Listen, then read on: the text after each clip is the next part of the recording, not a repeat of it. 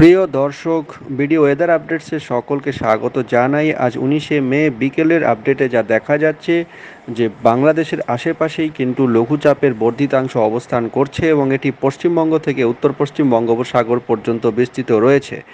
আগামী কয়েকদিনের পূর্বাভাসে কিন্তু বিক্ষিপ্তভাবে শিলাবৃষ্টি সারা দেশের বিভিন্ন বিভাগে কিন্তু থেকেই যাচ্ছে এবং শিলাবৃষ্টির সম্ভাবনা প্রবলভাবে থাকছে, বিশেষত আগামী 24 ঘন্টায় রংপুর, ময়মনসিংহ, ঢাকা, খুলনা, বরিশাল ও সিলেট বিভাগের বেশিরভাগ জায়গাতেই কিন্তু বিক্ষিপ্তভাবে শিলাবৃষ্টি, ঝোড়ো দমকা হাওয়া সহ বৃষ্টি এবং বজ্রসহ বৃষ্টির পূর্বাভাস থাকছে।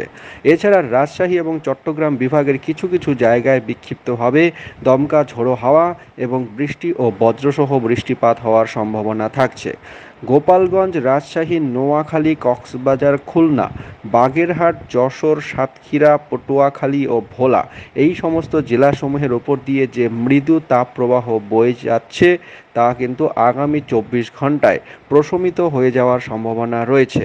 তাপমাত্রা দেশের পূর্বাঞ্চলের দিকে দিনের তাপমাত্রা কিন্তু কিছুটা পরিমাণ, অর্থাৎ প্রায় গড়ে 1 থেকে 2 ডিগ্রি পরিমাণ হ্রাস পাওয়ার সম্ভাবনা রয়েছে এবং অন্যান্য জায়গায় অপরিবর্তিত অবস্থাতেই থাকবে। রাতের তাপমাত্রাও সামান্য হ্রাস পাওয়ার সম্ভাবনা রয়েছে আগামী 24 ঘন্টায়। এছাড়া 20 এবং 21 তারিখেও 20 এবং 21 তারিখেও একই রকম পরিস্থিতি সারা দেশ জুড়ে বিভিন্ন বিভাগে, বিশেষ করে রাজশাহী, রংপুর, ঢাকার, ময়মনসিংহ, খুলনা ও সিলেট এই কয়েকটি বিভাগের অনেক জায়গাতেই কিন্তু ঝোড়ো দমকা হাওয়াসহ বৃষ্টি, বজ্রসহ বৃষ্টি এবং বিক্ষিপ্তভাবে কোথাও কোথাও শিলাবৃষ্টির সম্ভাবনা রয়েছে। 21 তারিখেও একই রকম পরিস্থিতি থাকবে। রাজশাহী, রংপুর, ঢাকা ও ময়মনসিংহ, সিলেট বাদ দিয়ে এই কয়েকটি বিভাগের বেশিরভাগ জায়গাতেই কিন্তু বিক্ষিপ্তভাবে ঝোড়ো দমকা হাওয়াসহ বৃষ্টি, বজ্রসহ বৃষ্টি এবং শিলাবৃষ্টির সম্ভাবনা থাকছে। এছাড়া খুলনা, বরিশাল, চট্টগ্রাম ও সিলেট বিভাগেও 21 তারিখ পর্যন্ত বিক্ষিপ্তভাবে শিলাবৃষ্টি, দমকা ঝোড়ো হাওয়াসহ বৃষ্টি এবং বজ্রসহ বৃষ্টির সম্ভাবনা থাকছে।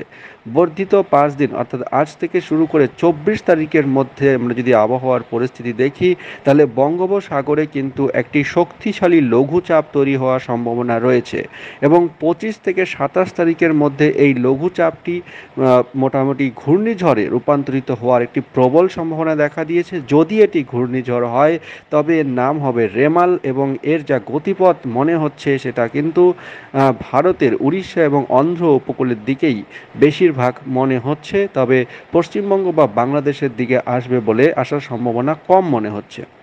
এই সংক্রান্ত আপডেট আমরা পরবর্তী ভিডিওতে দিতে থাকবো, তাই চ্যানেলের সঙ্গে থাকুন, চ্যানেলটিকে অবশ্যই সাবস্ক্রাইব করে রাখুন। অনেক ধন্যবাদ।